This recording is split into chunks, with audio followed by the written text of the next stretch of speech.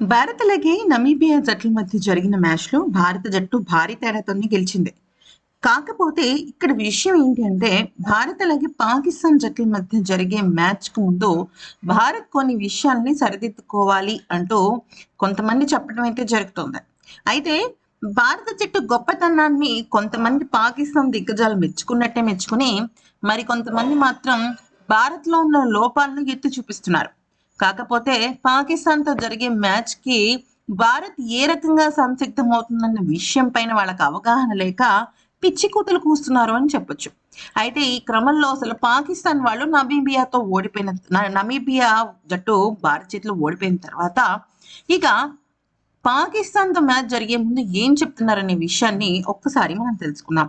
అయితే నిజానికి 93 పరుగుల తేడాతో భారత జట్టు నమీబియాని ఓడించింది. భారీ తేడాతో ఇక పాయింట్స్ పట్టికలో కూడా దూసుకువెళ్ళింది. దీనిపైన షోయబ్ అఖ్తర్ వ్యాఖ్యానిస్తూ ఏమన్నాడంటే, భారత జట్టులో ఉన్న ఆటగాళ్ళందరూ కూడా చాలా మల్టీ టాలెంటెడ్ పర్సనాలిటీస్. నిజం చెప్పాలంటే పాకిస్తాన్ జట్టు ఆటగాళ్ళకి అంత సినిమా లేదు. అయితే ఇక పాకిస్తాన్ జట్టు ఆటగాళ్ళ నెట్‌వర్త్ కూడా భారత జట్టు ఆటగాళ్ళు పెట్టుకునే వాచ్ ఖరీదు కన్నా తక్కువని నేను అనుకుంటున్నాను. సో, అటువంటి స్టాండర్డ్స్ కలిగిన ఆటగాళ్ళే పాకిస్తాన్ జట్టులో ప్రస్తుతం ఉన్నారు. అయితే పాకిస్తాన్ జట్టు చాలా మెరుగుపడాలి. పాకిస్తాన్ క్రికెట్ బోర్డ్‌లో కూడా చాలా అవకతవకలు జరుగుతున్నాయి. అయితే అవి సరిదిద్దుకోవాలి. ముఖ్యంగా ఆటగాళ్ళు కూడా దానికి తగ్గట్టుగానే వాళ్ళని వాళ్ళు మలుచుకోవాలి. అయితే పాకిస్తాన్ ఆటగాళ్ళకి సరైన ప్రాక్టీస్ లేదన్న విషయం నాకు వాళ్ళు ఆడిన 2 గేముల్లోనూ అర్థమైపోయింది. అయితే భారత జట్టుతో వాళ్ళు ఎలా ఆడతారనే విషయం పూర్తిగా ఆ దేవుడికే వదిలేశాను.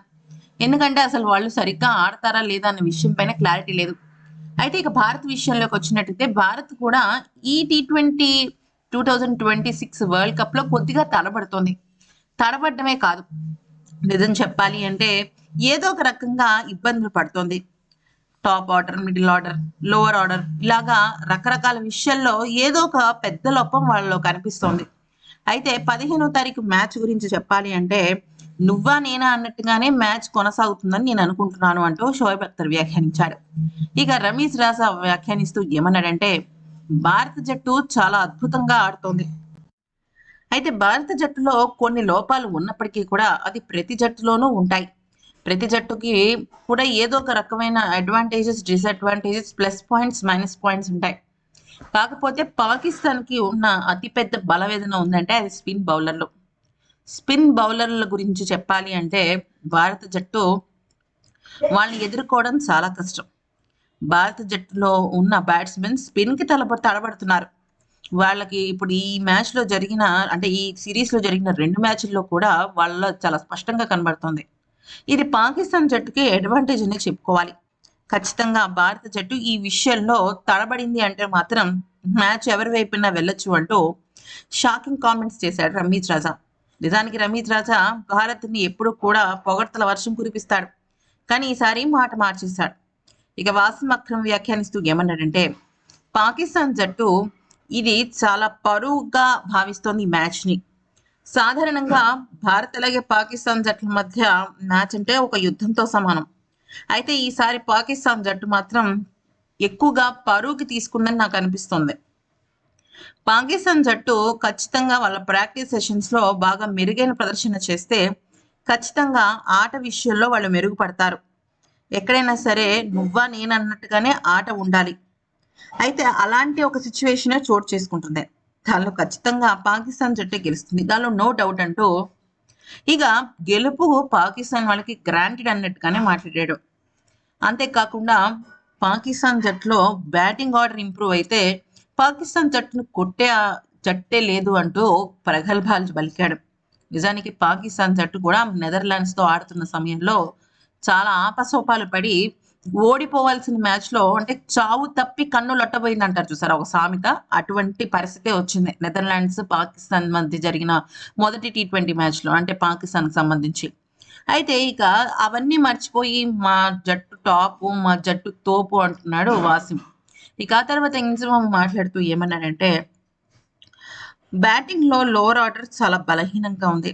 నమీబియాతో జరిగిన మ్యాచ్లో ఆఖరి 5 ఓవర్లు భారత జట్టు కోల్పోయిన తీరు పద్ధతిని చూస్తుంటే బ్యాటింగ్లో కూడా బలం లేదనిపిస్తోంది. ఎందుకనంటే నమీబియా జట్టు బౌలింగ్ అనేది బాగుంది, స్పిన్నర్స్ బాగా మంచిగానే ఉన్నారు. కానీ నిజానికి వాళ్ళు గనక స్పిన్ బౌలింగ్ విషయంలో మంచిగా ప్రాక్టీస్ చేస్తే ఆ లోపం కనబడదు. ఆ లోపాన్ని పాకిస్తాన్ జట్టు ఆటగాళ్ళు క్యాష్ చేసుకోవాలి. అలా చేసుకుంటే ఖచ్చితంగా బాగుంటుంది. ఇక హర్షదీప్ సింగ్ నమీబియాతో మ్యాచ్లో ఏమాత్రం ప్రభావం చూపలేకపోయాడు. 3 ఓవర్లలో ఏకంగా 36 పరుగులు సమర్పించుకున్నాడు. అయితే హర్షదీప్ సింగ్ గురించి గతంలో నేను అనుకున్నవన్నీ కూడా ఇప్పుడు తారుమారయ్యాయి.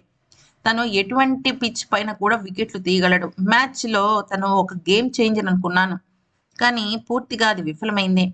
ఇక సూర్య కూడా తన పాత మునుపటి ఫామ్ని బ్యాటింగ్లో కొనసాగించలేకపోయాడు. అటువంటి ఫామ్ కొనసాగించలేకపోవడం చాలా ఇబ్బందులు గురి చేస్తుంది. ఇవన్నీ కూడా భారత్ ఒకటి నుంచి ఒకటి లోపాలు కనిపిస్తున్నాయి. వీటిని పాకిస్తాన్ జట్టు ఏ రకంగా అడ్వాంటేజ్ తీసుకుంటుందనే విషయం పైన వాళ్ళు ఫోకస్ చేస్తేనే జరుగుతుంది అంటూ చెప్పుకొచ్చాడు. అయితే నిజానికి భారత్ నమీబియాతో గేమ్ ఆడినప్పటికీ కూడా ఆఖరి 5 ఓవర్లు ఆఖరి 5 వికెట్లు కోల్పోయిన పద్ధతిని చూస్తే క్రికెట్ అభిమానులు ఆశ్చర్యపోయారు. అసలు ఒకళ్ళ తర్వాత ఒకళ్ళు క్యూ కట్టారు. నమీబియా కెప్టెన్ ఎర్మాస్మ వేసిన బౌలింగ్కి అందరూ కుదేలైపోయారు. ఒకళ్ళ తర్వాత ఒకళ్ళు చాలా తక్కువ పరుగులకే అవుట్ అయిపోయారు. రింకు సింగ్, శివం దుబే విషయంలో మరింత అసంతృప్తి చాలా స్పష్టంగా కనబడింది. అదే విషయాన్ని ఇక్కడ పాకిస్తాన్ జట్టు ఆటగాళ్ళు దిగ్గజాలు కూడా చెప్పుకొచ్చారు. అయితే ముఖ్యంగా చెప్పాలి అంటే ఏ జట్టులో అయినా సరే లోపాలు ఉంటాయి, కానీ ఇక్కడ భారత విషయంలో అవి చాలా స్పష్టంగా కనబడుతున్నాయి. బాబర్ అజమ్ అలాగే రిజ్వాన్ వీళ్ళిద్దరూ కూడా చాలా అద్భుతంగా ఆట ఆడగలరు. అయితే నిజానికి ఇక్కడ హర్షదీప్ సింగ్ కనుక పవర్ ప్లేలో గనక ఇటువంటి గేమే ఆడితే అటువంటి స్టార్ ఓపెనర్లు ధారాళంగా పరుగులించుకుంటారు. ఇదే విషయాన్ని పాకిస్తాన్ దిగ్గజాలే కాదు, మన భారత ఆటగాళ్ళు కూడా వార్నింగ్ ఇచ్చారు. ఎందుకనంటే చిన్న చిన్న జట్లతో ఆడుతున్నప్పుడే మన బలం బలహీనతలు చాలా స్పష్టంగా కనబడతాయి. నువ్వా నేనా అని ఆడుతున్న పోటీ గేమ్లో బహుశా ఆ గేమ్లో కానీ లేకపోతే అక్కడ జరిగిన కొన్ని సిచ్యువేషన్స్ వల్ల కానీ గేమ్ అటు ఇటు అయిందని అభిప్రాయపడవచ్చు. కానీ ఎప్పుడైతే ఇటువంటి పసికూన జట్ల పైన బలమైన జట్టు ఆడుతుందో అప్పుడు తేడా ఎంతతో గెలిచామనే విషయం పైన పెద్దగా పట్టింపు ఉండదు. కానీ పసికూన జట్టు చేసిన ఒక అద్భుతమైన ఆట తీరే ఎక్కువగా కనిపిస్తూ ఉంటుంది. ఇక్కడ వాళ్ళ బౌలింగ్ స్ట్రెంగ్త్ బాగుంది. మరి అదే బౌలింగ్ స్ట్రెంగ్త్ వేరే ఇంకొక దేశం వాళ్ళు కనుక ఆడితే అప్పుడు పరిస్థితి ఏంటి అనేది చూసుకోవాలి. ఇక ఈ క్రమంలో భారత్ అలాగే పాకిస్తాన్ జట్ల మధ్య జరగబోయే మ్యాచ్ ఇంకాస్త ఉత్కంఠభరితంగా సాగుతుందని నాకు అనిపిస్తుంది. మరి ఈ వీడియో కనుక నచ్చితే లైక్ చేసి సబ్స్క్రైబ్ చేసుకోండి friends. Long videos, short videos అనేది కూడా మాకు కామెంట్ సెక్షన్లో చెప్పండి. Thanks for watching.